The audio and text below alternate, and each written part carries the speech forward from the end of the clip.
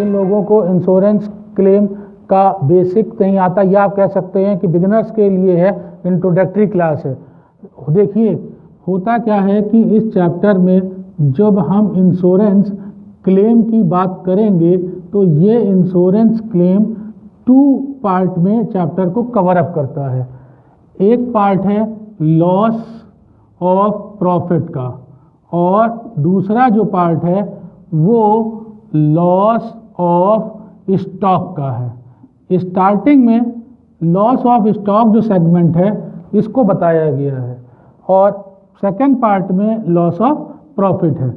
इसका मतलब होता है कि बिजनेस में क्या सेल ना हुआ जिसकी वजह से आपके प्रॉफिट का लॉस हो गया, और यहाँ पर लॉस ऑफ स्टॉक। इन दोनों में ही जो कॉमन बात देखने को मिलेगी वो कोई ना कोई एक्सीडेंट होगा कि उस एक्सीडेंट की वजह से आपको लॉस हो गया।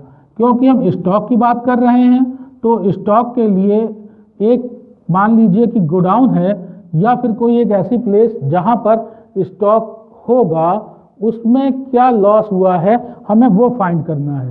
तो जिस दिन एक्सीडेंट हुआ उस दिन के लिए हमारा पर्पस होता है क्लोजिंग स्टॉक उस डेट पे फाइंड करना।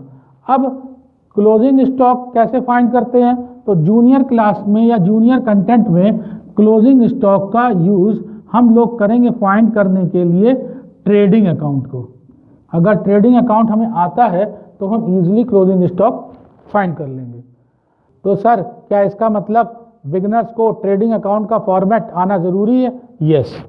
अब इस पूरे सिस्टम को समझाने के लिए मैं SM शुक्ला जी की जो बुक है उसमें क्वेश्चन नंबर 1 जो बेसिक है उसको आपको करके बताता हूँ।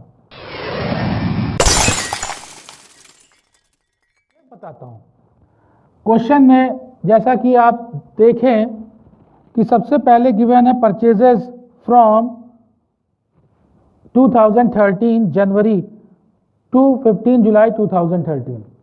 अब क्वेश्चन में आपको साफ जो डेट दिखाई दे रही है वो ईयर 2013 की दिखाई दे रही है, क्योंकि इसमें फैक्ट्री में जो मिस्टर ए की फैक्ट्री है उसमें एक्सीडेंट ऑकर हुआ है 15 जुलाई को।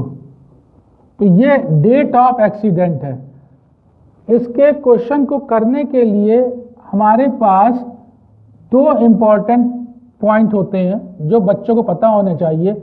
एक होता है प्रीवियस ईयर मींस पिछला साल, और एक होगा हमारा करंट ईयर। ये वो करंट ईयर होता है जिसमें एक्सीडेंट ऑकर होता है। तो अगर एक्सीडेंट ऑकर हो रहा है तो यहाँ का जो टाइम पीरियड है वो हम लोगों को देखना होगा। तो ये टाइम पीरियड 1 जनवरी 2013 से लेकर के, ये देखिए डेट दे रखी है 15 जुलाई, तो ये 15 जुलाई तक का करंट पीरियड लिया जाएगा। प्रीवियस ईयर कौन सा होता है? प्रीवियस ईयर ठीक इसके बैक वाला हो जाएगा।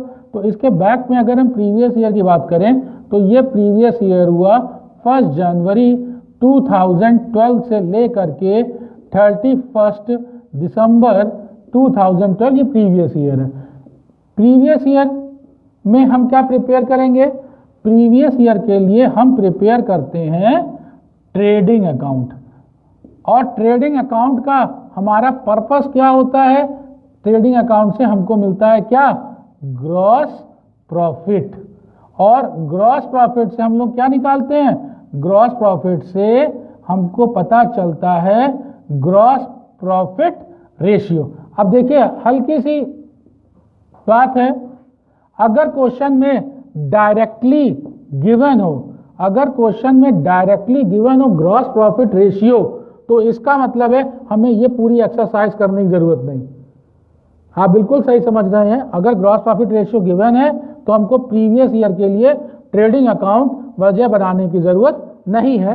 तो डायरेक्टली हम यहाँ पर करंट ईयर के लिए मेंटेन करेंगे, और आपको पता है करंट ईयर के लिए हम लोग क्या मेंटेन करते हैं? ये होता है मेमोरेंडम। मेमोरेंडम हम ट्रेडिंग अकाउंट को प्रिपेयर करेंगे अप टू डेट ऑफ 5। साफ साफ अब आपको दिख रहा है, कॉन्सेप्ट क्लियर हो गया होगा कि करंट ईयर में हम लोग मेमोरेंडम को प्रिपेयर करेंगे।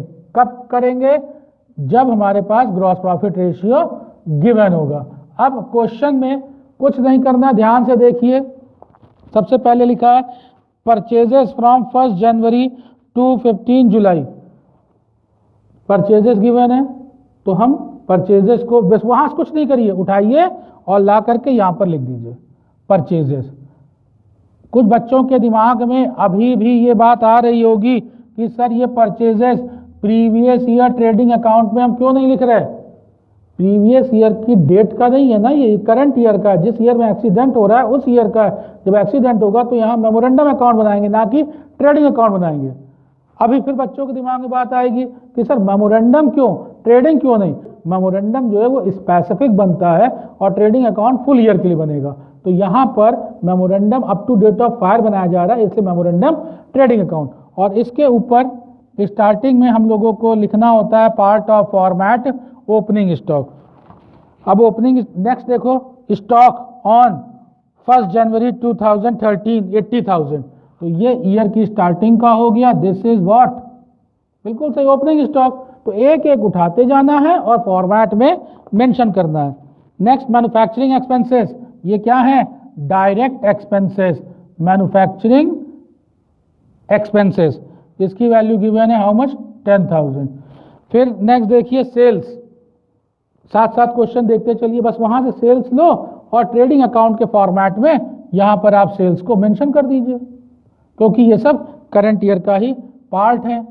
3 लाख आपके लिए हो गया sales. Then gross profit rate, तो ग्रॉस प्रॉफिट रेट और रेशियो स्टार्टिंग में एक ही जैसा रखा जाता है समझने के लिए, मगर डिफरेंस है वो आगे आने वाली क्लास में आपको हम बताएंगे। तो ग्रॉस प्रॉफिट रेशियो कितना गिवन है? 10%।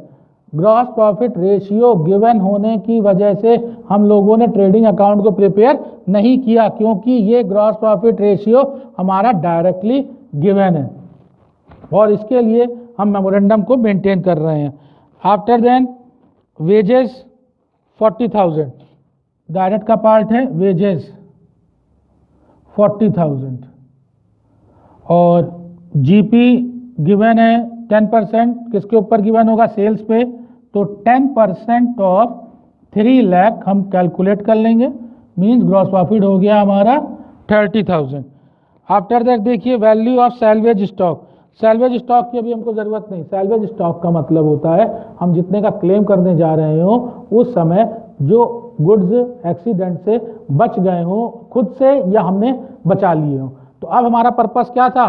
क्लोजिंग स्टॉक फाइंड करना। तो क्लोजिंग स्टॉक हम मेमोरेंडम ट्रेडिंग से फाइंड करेंगे और इसके लिए ट्रेडिंग अकाउंट का ही हम लोग बैलेंस कर लेते हैं 3,60,000, ये इधर का टोटल हुआ और बैलेंसिंग फिगर हमारे लिए हो जाएगी क्लोजिंग स्टॉक।